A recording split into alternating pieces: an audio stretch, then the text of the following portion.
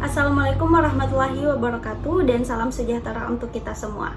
Pada kesempatan kali ini kami dari kelompok 5 akan mempresentasikan tugas ujian akhir semester dari mata kuliah Sejarah Arsitektur Dunia, di mana kami akan membahas mengenai arsitektur international style.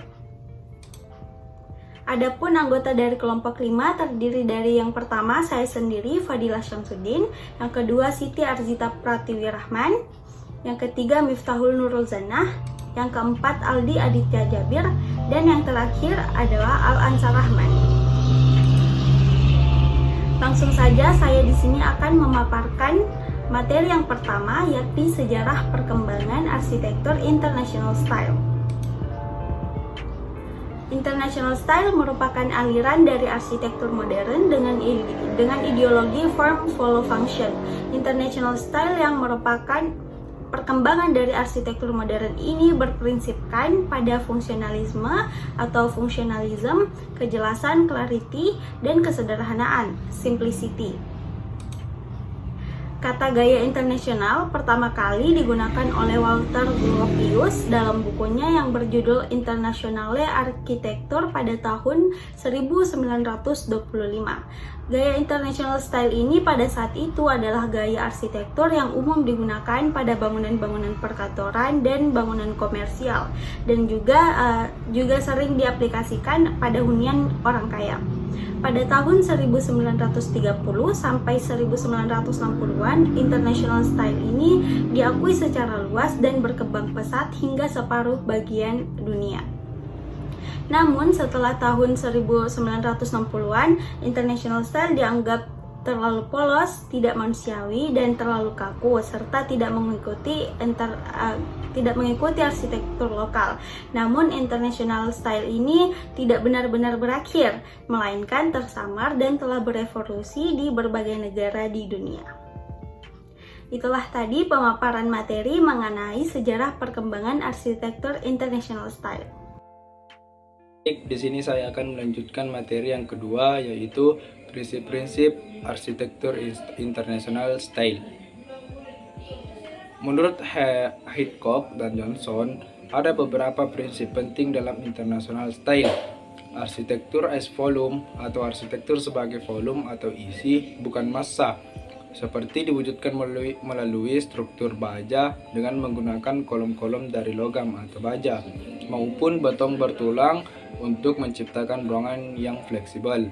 Penggunaan modul untuk keteraturan seperti peletakan kolom-kolom struktur yang teratur dan termodul pada bangunan bertingkat banyak, dan juga sistem struktur termodul ini untuk menciptakan ruang yang fungsional.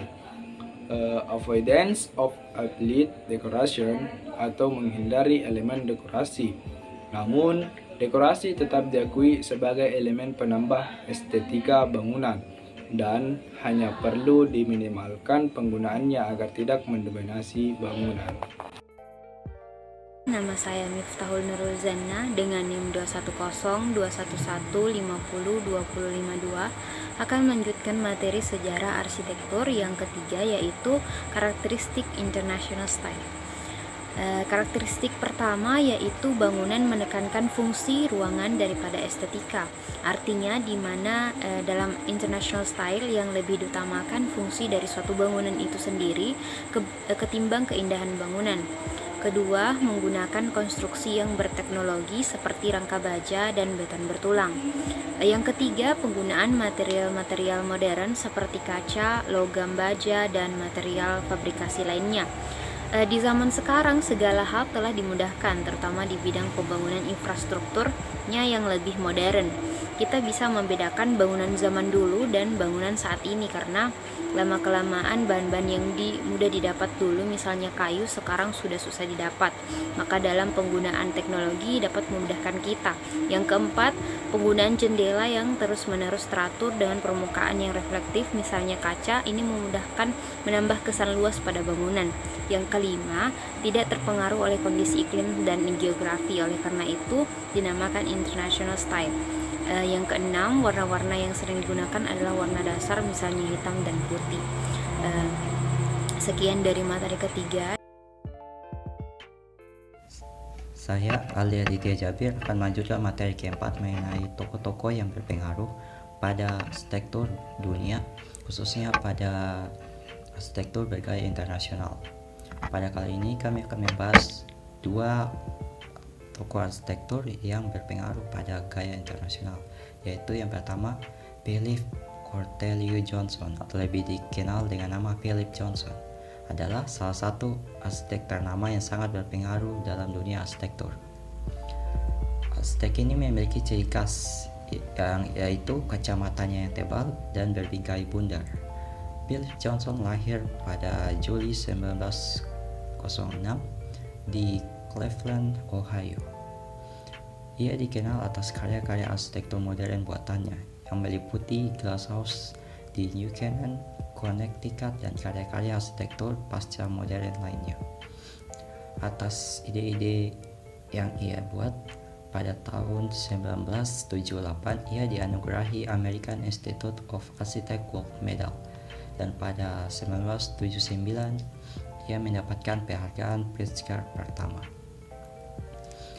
Namun pada 25 Januari 2005 ia wafat dan menjadi akhir dari perjalanannya dalam berarsitektur. Yang kedua, Ludwig Mies van der Rohe atau lebih dikenal dengan nama Mies adalah arsitek kenamaan keturunan Jerman Amerika. Ia dikenal dunia sebagai salah satu pakar dan pelopor arsitektur modern bersama Le Corbusier dan Walter Gropius. Mereka dikenal sebagai perintis arsitektur modern. Seperti rekan-rekannya pasca Perang Dunia I, ia berupaya menetapkan gaya arsitektur baru yang mampu mewakili zaman-zaman modern, seperti yang dilakukan arsitektur klasik dan gotik pada zamannya masing-masing. Ia menciptakan gaya arsitektur abad ke-20 yang berpengaruh dengan kejelasan dan kesederhanaan yang ekstrem. Ciri khasnya dari bangunan karyanya yaitu bangunan karya yang memanfaatkan material modern seperti baja industri dan kaca plat untuk menentukan ruang interior. Ia berupaya menciptakan arsitektur dengan sedikit kerangka struktur yang diseimbangkan dengan kebebasan ruang terbuka yang mengalir bebas. Sekian presentasi saya. Materi selanjutnya akan dibawakan oleh Siti Azita. Kepada saudari, saya persilakan. Baik, di sini saya akan menjelaskan mengenai contoh penerapan bangunan arsitektur international style. Pertama yaitu The TD Center yang berada di Toronto.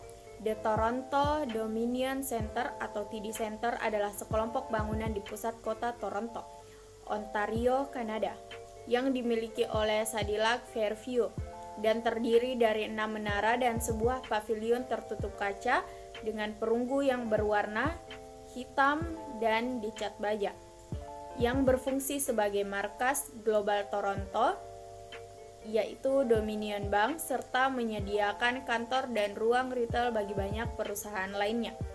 Kedua yaitu The Glass House atau Rumah Johnson yang dibangun pada tahun 1949 di New Canaan, Connecticut, yang dirancang oleh Philip Johnson sebagai tempat tinggalnya sendiri, yang memiliki panjang 17 meter, lebar 9,8 meter, dan tinggi 3,2 meter.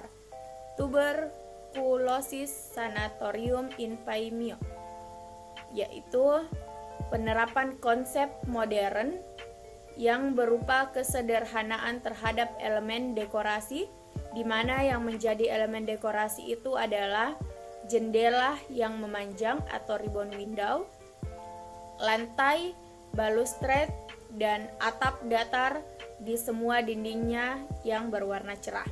Bangunan ini dengan pembagian bangunan berdasarkan fungsi dan kegunaan yang berbeda ke dalam area yang berbeda pula, menjadikannya sebagai contoh dalam pembuatan bangunan rumah sakit di seluruh dunia. Selanjutnya adalah German Pavilion at the International Exhibition in Barcelona. Ini merupakan sebuah dinding dan jendela serta pintu yang utuh dari atas sampai bawah yang membentuk bidang-bidang vertikal. Atap datar dari beton bertulang berwarna dengan kontras dengan dinding dalam komposisi keseluruhan menjadi unsur horizontal, seolah melayang ringan di atas dinding kaca dan juga marmer. Yang terakhir adalah Villa Savoye, adalah bangunan villa modern yang terletak di daerah pinggiran kota Paris. Poissy. Villa ini didesain oleh arsitek Le Corbusier dan dibangun antara waktu 1928 sampai dengan 1931. Desain Villa Savoye ini memiliki pengaruh besar terhadap modernisme internasional. Sekian penjelasan dari kelompok kami mengenai materi International Style. Wassalamualaikum warahmatullahi wabarakatuh.